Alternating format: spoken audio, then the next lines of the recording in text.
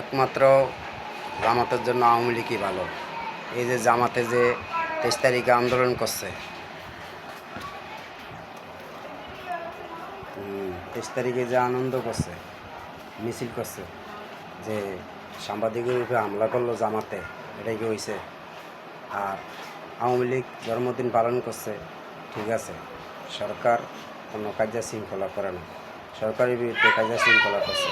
আবার একটা কথা বলতে চাই যে সরকারের বিরুদ্ধে জামাতে আন্দোলন করে, কেন আন্দোলন করে? তারা যে ক্ষমতায় আসবে এত তাড়াতাড়ি না, জীবনও না।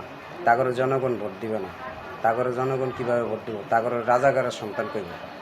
তাগরে জামাতরে জনগণ চিনেও না, জনগণ ভোটও দিবে না। কীভাবে ভোট দিবে তাগরে? তারা বেঈমান, তারা স্বার্থপর, বুঝছেন? তারা স্বার্থপর দিককেই তাগরে কেউই চিনে না। যদি চিনত তো ঠিকই জামাতরে ভোট দিত। জামাতরে কেউই ভোট দিবে না, জামাতরে কেউ ভালোবাসবে না। তবে একটা কথা জানিয়ে রাখেন, জামাত জীবনও ক্ষমতা আসতে পারবে না।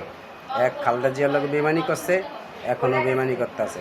তারেক জিয়া তাগরের বিরোধী দল বানাইছে, বিরোধী দল বানানো অপরাধ হয়েছে, ভুল হয়েছে, কী হয়েছে বুঝছেন? তবে আমি একটা কথাই যেমন বলতে চাই, তাগরে কোনো সাথ দিবেন না। বিএনপির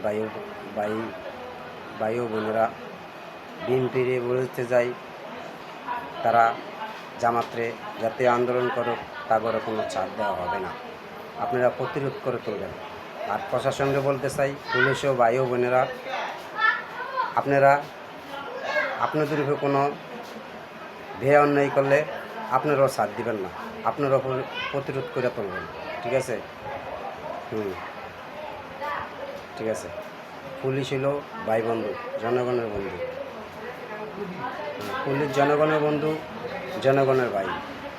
পুলিশ আমাদেরই তো সার্কি করে, যদি আমাদের সার্কি না করতো তাহলে পুলিশ সার্কি করতে পারত। তারা বুঝেন না? ভালো থাকেন, আল্লাহ হাফেজ, জিন্দাবাদ।